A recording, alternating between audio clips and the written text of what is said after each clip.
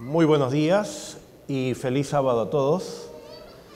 Es una gran alegría poder participar de este servicio de adoración juntamente con esta congregación.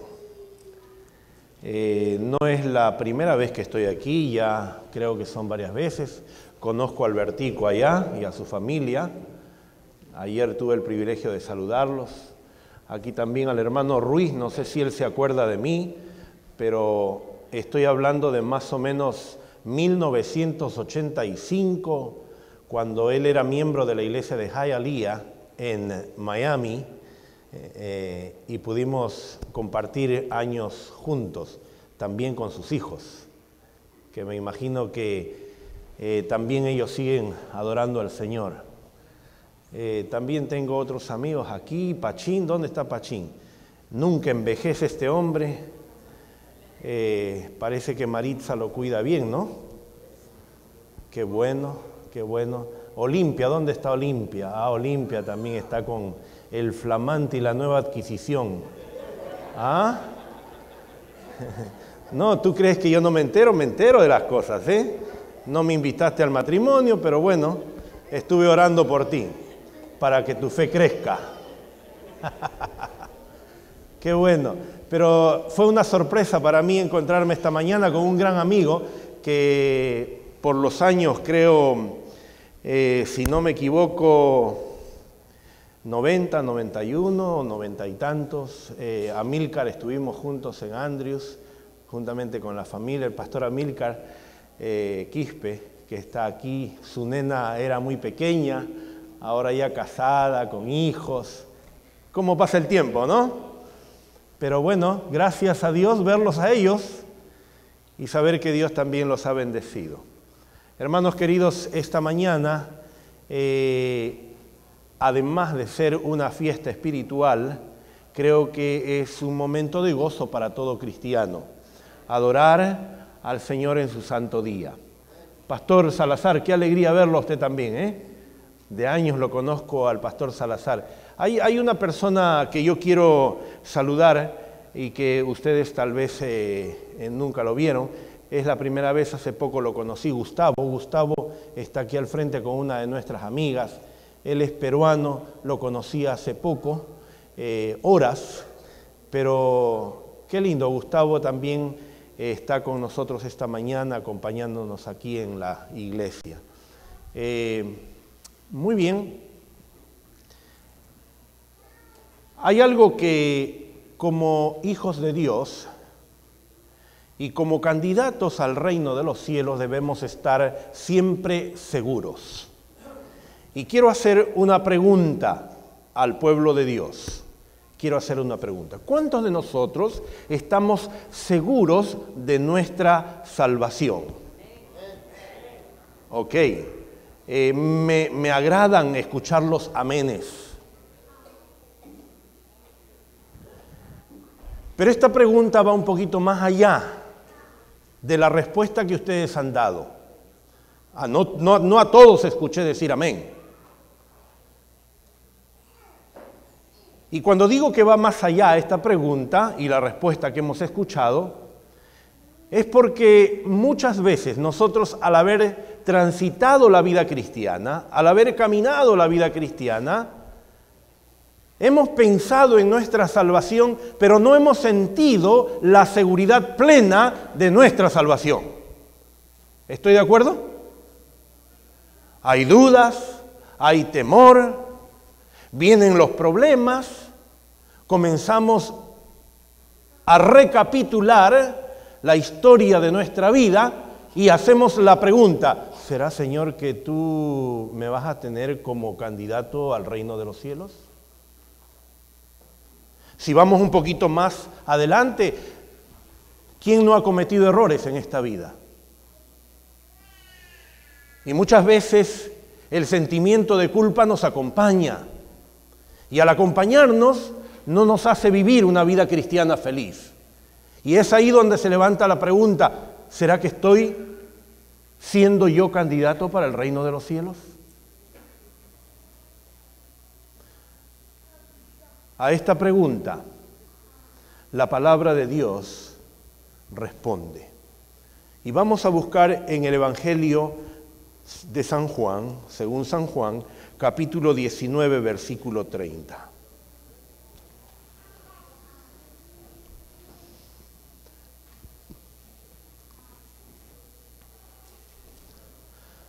San Juan capítulo 19, versículo 30.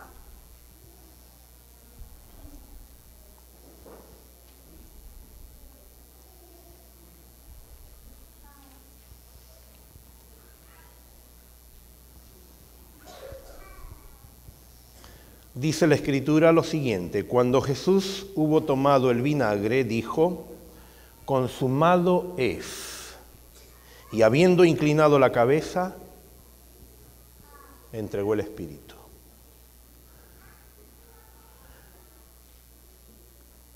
La descripción de esta escena en los últimos momentos del sacrificio de Cristo fueron conmovedoras, enternecedoras.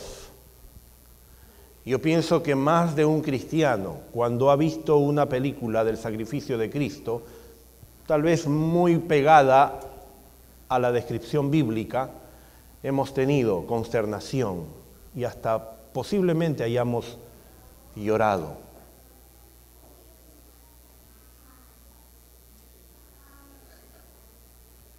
El Señor, en sus últimos minutos y segundos de su vida, exclamó: consumado es. Esta mañana podemos nosotros recordar desde el inicio hasta el final el sacrificio de Cristo. Podemos inclusive recordar la lectura bíblica que está en San Juan 19:30. Pero cuidado, que al salir de este lugar, lo que yo quisiera que ustedes recuerden es solamente estas dos palabras: consumado es. ¿Y por qué? Porque en estas palabras está descrito el amor de Dios sobre cada uno de nosotros. En estas dos palabras se resume el trabajo total, completo que hizo Dios por la humanidad. En esta expresión consumado es, encontramos nosotros palabras de victoria para el verdadero Hijo de Dios. Sin embargo, el cristianismo durante toda la vida no ha entendido consumado es como debiera ser. Y ahora yo les voy a explicar por qué. Retrocedamos un poquito al tiempo apostólico, al tiempo de los discípulos. ¿Dónde estaban los discípulos cuando Jesús estaba siendo crucificado? ¿Dónde estaban ellos? Se habían dispersado y algunos de ellos estaban escondidos, tal vez pensando en la posible represalia que el gobierno romano o los mismos judíos iba a hacer contra ellos.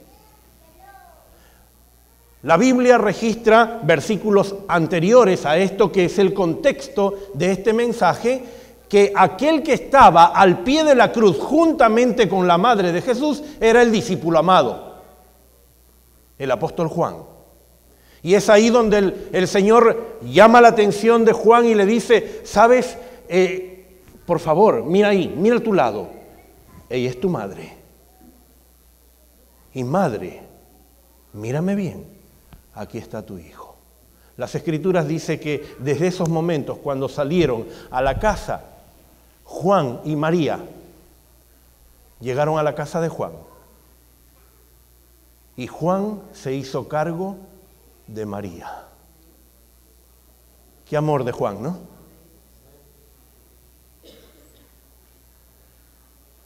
Pero qué interesante, los otros discípulos, ¿dónde estaban?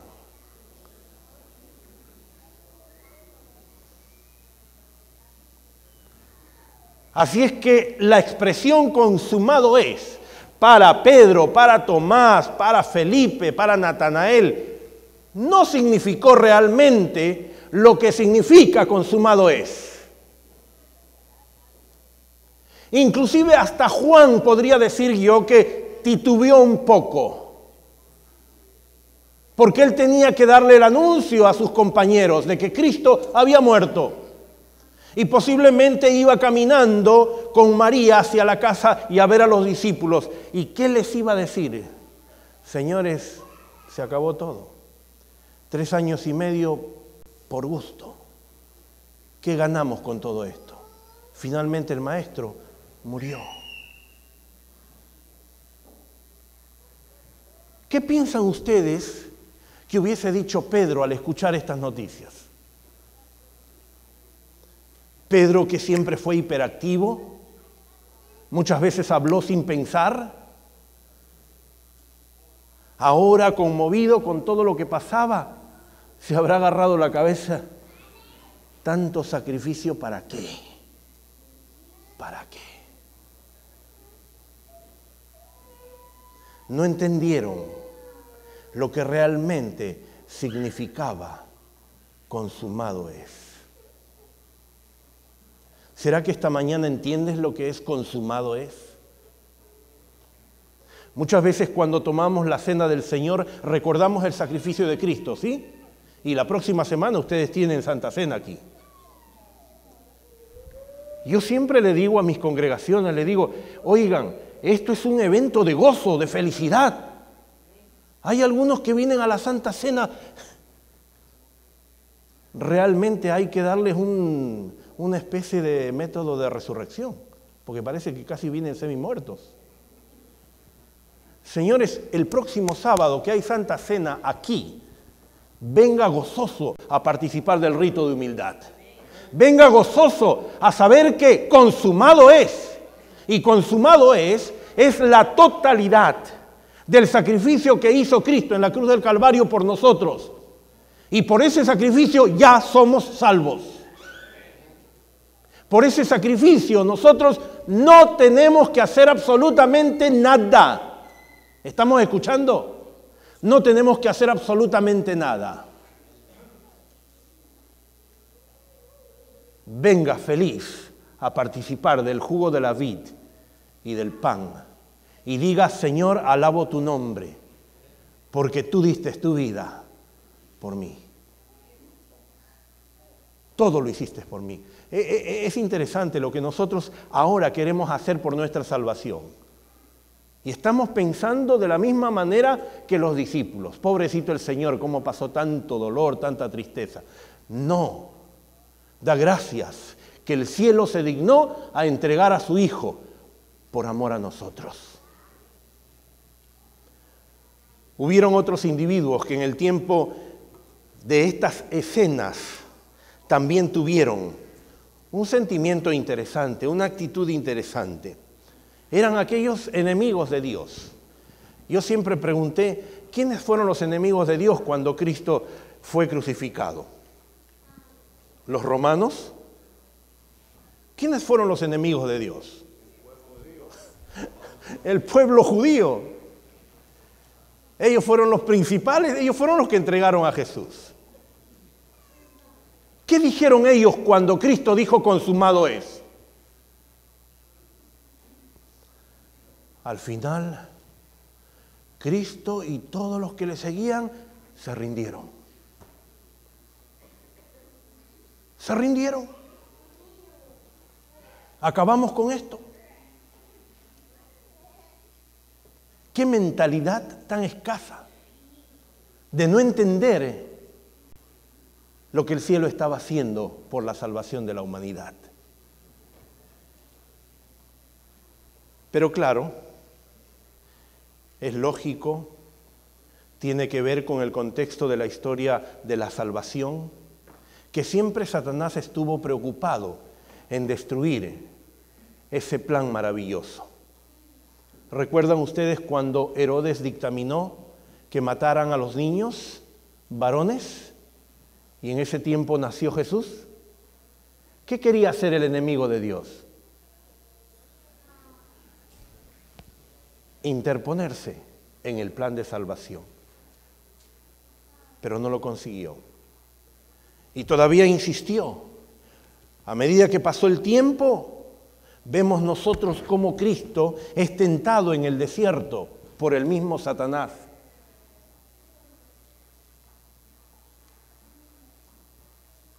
Y el Señor nuevamente levanta en alto ese plan maravilloso de salvación. Y le dice al enemigo, aquí no, tú no puedes ganar. Ya la decisión está tomada. No solo de pan vivirá el hombre, sino de todo lo que sale de la boca de Dios. ¿Recuerdan ustedes a Pedro un día? Qué interesante, Pedro. Mi nombre es Pedro, sí. Pero gracias a Dios que no saqué el temperamento de Pedro.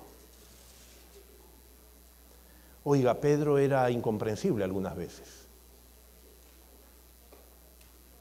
En esos momentos cuando el Señor iba a atravesar los momentos más difíciles de su historia aquí en la tierra y le explica a sus discípulos en una forma educada, amable, lo que iba a padecer, se levanta Pedro como una especie de precursor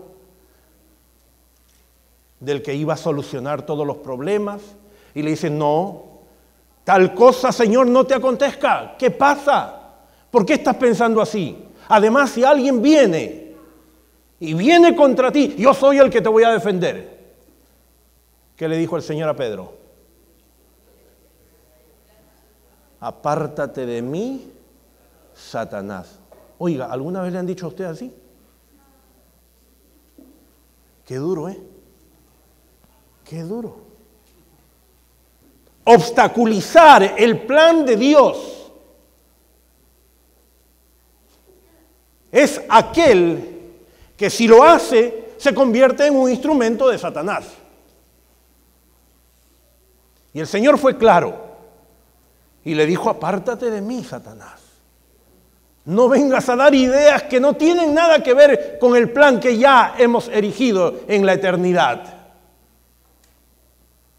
Nuevamente el Señor triunfa. Pero, ¿qué podemos decir de Judas Iscariote? ¿Quiso también estropear el plan de salvación? Quiso hacer lo mismo. Pero siempre Cristo triunfó. Para los enemigos de Dios, pensar que Cristo y sus seguidores se habían rendido fue algo totalmente fuera de lugar. Ya la victoria se había ganado. Ya Cristo había dado todo por la humanidad. Había otro grupo de personas.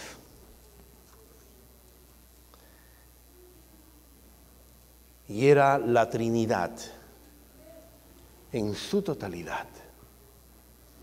Ellos miraron el sacrificio de Cristo como el cumplimiento de aquello que se había erigido desde la eternidad. El Padre, el Hijo y el Espíritu Santo estaban felices al escuchar consumado es. El Padre, el Hijo y el Espíritu Santo estaban satisfechos de que el plan de salvación llegue a ser una realidad. Si el Padre, el Hijo y el Espíritu Santo estaban gozosos, ¿cómo debe estar tu corazón esta mañana?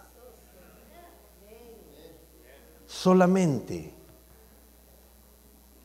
por el hecho de saber que Cristo dio su vida por nosotros, nosotros debiéramos tener la seguridad que tuvo el Padre, el Hijo y el Espíritu Santo, de que se cumplió lo que se había profetizado y prometido.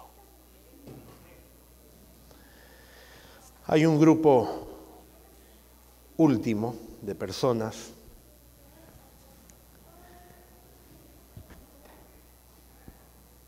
que en estos momentos entienden lo que es consumado es. Y son aquellos hijos de Dios que aceptaron a Cristo como su Salvador personal y que estas dos palabras, consumado es, le dan a ellos la seguridad de su salvación. Y aquí viene la pregunta que yo les hice al inicio. ¿Están seguros de su salvación? ¿Están seguros que si el Señor volviese esta tarde, decir el Señor me ha de llevar con Él para vivir por la eternidad? Cristo dijo en cierta oportunidad, mi vida pongo por mis ovejas. Él vino a morir por su pueblo, vino a morir por sus ovejas. Y consumado es, significa que nuestra aceptación por parte de Dios es completa. ¿Estamos escuchando? Consumado es significa que nuestra aceptación por parte de Dios es completa. Soy acepto por Dios no por lo que hacemos, sino por lo que Cristo ha hecho por nosotros. Estas palabras de Cristo también nos deben animar a continuar en nuestro peregrinar por esta vida. Pues si el Señor no escatimó el darnos a su Hijo, tenemos la seguridad de que nos dará todas las cosas que nos hagan falta. Por eso yo no concibo un adventista del séptimo día vivir miserablemente. Yo no concibo un adventista del séptimo día vivir triste o deprimido. Mi pregunta es, si tenemos a Cristo, ¿por qué vivir esa vida? Si tenemos la seguridad de nuestra salvación, ¿por qué nosotros vamos a estar pensando en lo que hicimos en el pasado?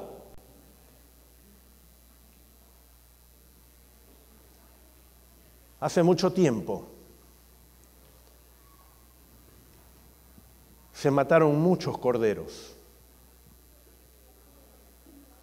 y otros animales para poder recibir el perdón de nuestros pecados. Pero eso no fue completo. Únicamente el sacrificio completo fue el sacrificio de Cristo en la cruz. Y por eso ahora nosotros tenemos la seguridad de nuestra salvación. Y cuando hablo de completo, quiero ilustrarlo de esta manera. Hace aproximadamente unos 6 u 8 meses estuve en Florencia, Italia. Y me llevaron a visitar uno de los museos donde el gran pintor y escultor Miguel Ángel hizo sus obras.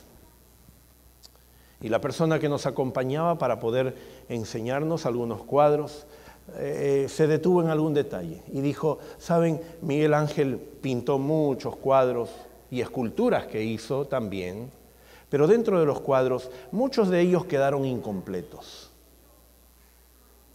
Y justamente nos llevó a uno de ellos que estaba incompleto.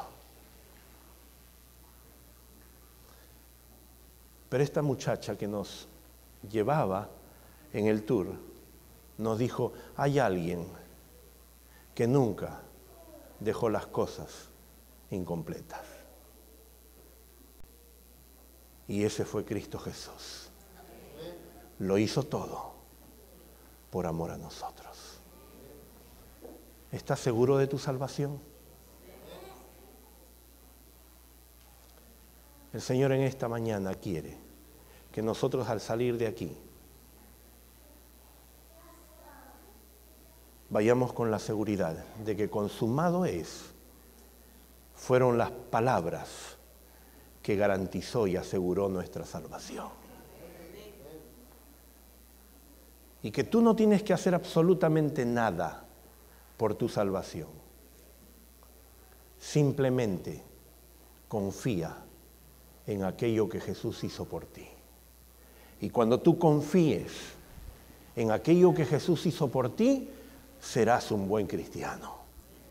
Serás un verdadero hijo de Dios. ¿Sabes por qué? Porque el salmista lo dijo. Confía en Jehová y haz lo correcto. Haz el bien. Todo aquel que confía en el Señor y dice que confía en el Señor, hace lo correcto. Así que no hay necesidad de preocuparnos en los errores que cometimos en el pasado. No hay necesidad de estar llevando la culpa a cuestas y poner en tela de juicio nuestra salvación. Si tú confías en el Señor, si tú sabes muy bien que hay seguridad en el consumado es, debes vivir libre, sabiendo que el Señor hizo todo por ti y tú, como buen hijo de Dios, harás lo mejor para mantener viva la esperanza de tu salvación. Quiero preguntar en esta mañana, ¿hay alguno que dudó de su salvación? ¿Hay alguno que puso en tela de juicio su salvación? Y miren que esto se puede ejemplificar. Hay algunos cristianos que han venido a mí, pastor, el Señor no me va a perdonar. Lo que hizo el Señor no me lo perdona más. Así que ¿para qué voy a seguir en la iglesia? ¿Para qué voy a seguir profesando la religión? Otros, a los problemas que hay en esta vida, pueden ser matrimoniales, familiares, problemas entre padres e hijos, hijos que abandonan la fe, situaciones drásticas que nosotros pasamos. Hay hermanos que vienen depresivos, deprimidos. No, ya no, ¿para qué seguir adelante si todo es una desgracia? Querido hermano y amigo, por favor, piensa seriamente en lo que el Señor dijo antes de expirar. Consumado es. Eso garantizó tu salvación. Eso garantizó el perdón de tus pecados. Eso garantizó una nueva vida en Cristo Jesús. Y eso garantizó la salvación y la salvación eterna. Vivamos para Jesús. Hagamos la voluntad de Dios. Y el Señor premiará esa respuesta de fe que nosotros le damos a Él, porque estaremos haciendo lo correcto. Es por eso que esta mañana Raquelita ha decidido entregar su vida a Jesús.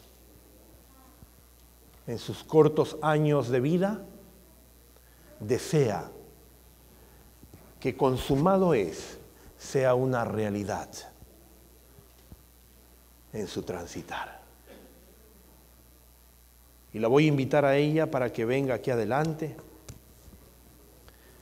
porque es necesario que ella nos diga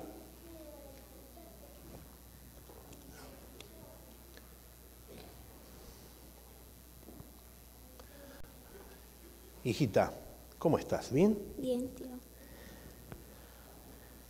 Tal vez para algunos hermanos, esta es una sobrinita de la sobrina que tengo. Así que Raquelita, estamos felices por tu decisión, hija. Si alguien me puede ayudar, un micrófono para que ella pueda... Gracias, Tony.